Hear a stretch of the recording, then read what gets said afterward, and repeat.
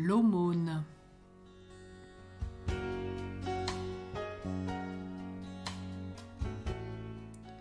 L'aumône est une vertu qui nous est recommandée par Dieu, parce qu'elle témoigne de notre amour de compassion pour le prochain dans le besoin urgent.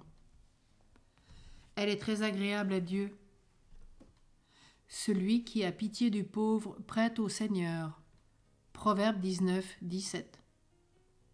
Et Jésus nous dit que ce que nous faisons aux autres qui ont faim, soif, qui ont besoin de vêtements, que l'on s'intéresse à eux dans leurs isolements ou dans leurs souffrances, c'est à lui que nous le faisons, parce qu'il est relié vitalement à chacun. Matthieu 25, 40.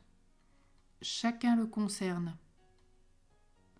L'aumône sauve de la mort et purifie de tout péché, dit l'archange Raphaël à Tobie. Tobie 12, 9.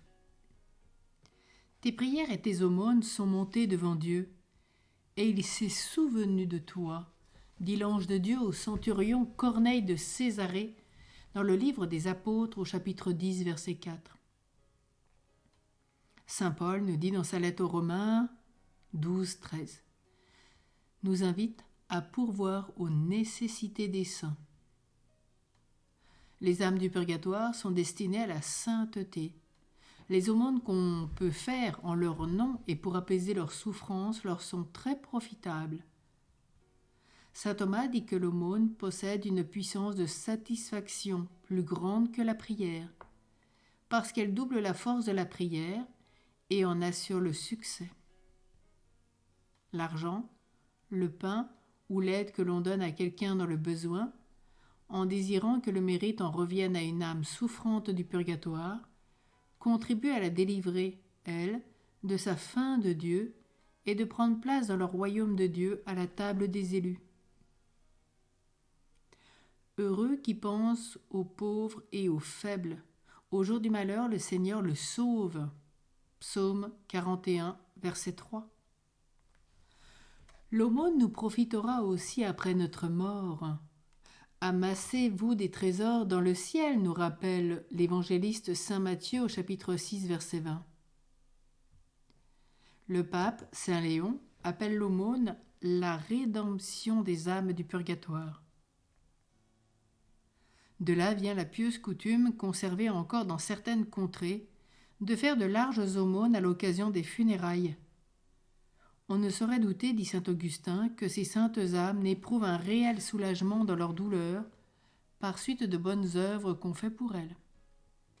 Peut-être cela efface-t-il la rouille de leurs péchés d'égoïsme, d'avarice et d'indifférence aux besoins de leurs frères quand elles étaient sur la terre. Ne faisons des largesses aux pauvres pour nos morts, dit saint Jean Chrysostome.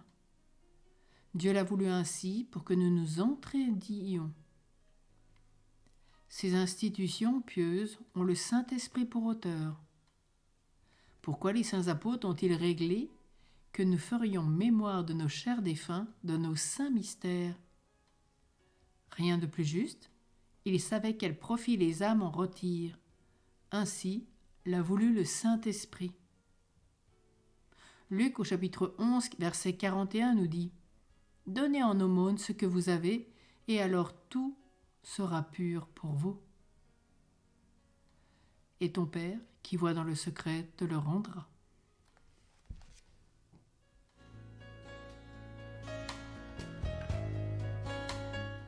Laissons-nous exhorter. Ne soyons pas avares de nos biens. Ils nous sont tous prêtés, et à la mort, nous ne les emporterons pas. Donnons aussi de notre temps et de notre disponibilité pour accueillir le pauvre dans le besoin. Visitez le malade, veillez le mourant, écoutez celui qui souffre, consolez la veuve, protégez l'orphelin. Qui sème largement moissonnera largement. Dieu aime celui qui donne avec joie.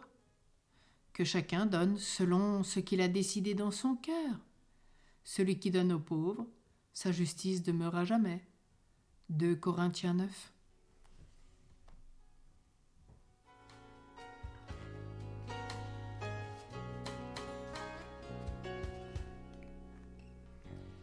L'exemple de ce jour. Les âmes du purgatoire secoururent merveilleusement un jeune enfant qui devint plus tard archevêque de Séville, Christophe Sandoval. N'étant encore qu'un enfant, il distribuait aux pauvres une partie de l'argent qu'on lui donnait pour ses menus plaisirs. Devenu adulte, sa piété envers les défunts augmenta avec les années. Il donnait pour eux aux pauvres beaucoup de choses qui lui étaient utiles et nécessaires. Étant à l'université de Louvain, il arriva que l'argent qu'il attendait de ses parents tardait à venir et qu'il s'en trouva sans le sou. N'ayant même pas quoi de manger,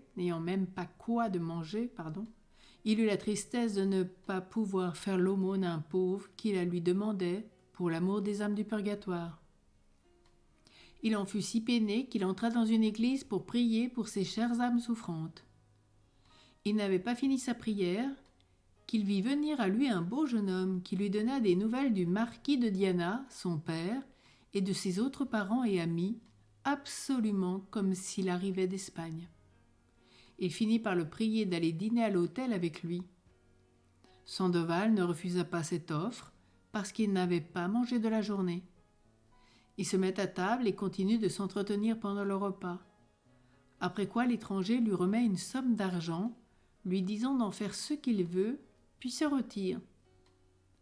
Or, quelles que fussent plus tard les démarches du pieux Sandoval, il ne put jamais découvrir son protecteur inconnu. Jamais l'argent ne lui fut réclamé, et il se trouva que c'était la somme exacte dont il avait besoin. Il se persuadait que le ciel avait fait un miracle en lui envoyant une des âmes du purgatoire que ses prières et ses aumônes avaient soulagé. Ce fut aussi la croyance du pape Clément VIII, auquel il raconta ce fait. Ce pontife lui demanda de publier ce prodige afin que les fidèles fussent encouragés à prier et à faire l'aumône pour les défunts. Sandoval, devenu archevêque, puis fut son possible durant toute sa vie pour répandre la dévotion en faveur des âmes du purgatoire.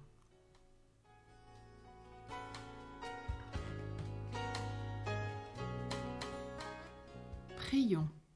Seigneur Dieu, qui aime celui qui donne avec joie et fait des largesses aux pauvres, selon les conseils de ton Fils qui nous a dit de donner gratuitement, sans attendre de récompense, de faire aux autres ce qu'on voudrait qu'on nous fasse, et que toi, Père, tu vois dans le secret et tu nous le revaudras, puisque il y a plus de joie à donner qu'à recevoir.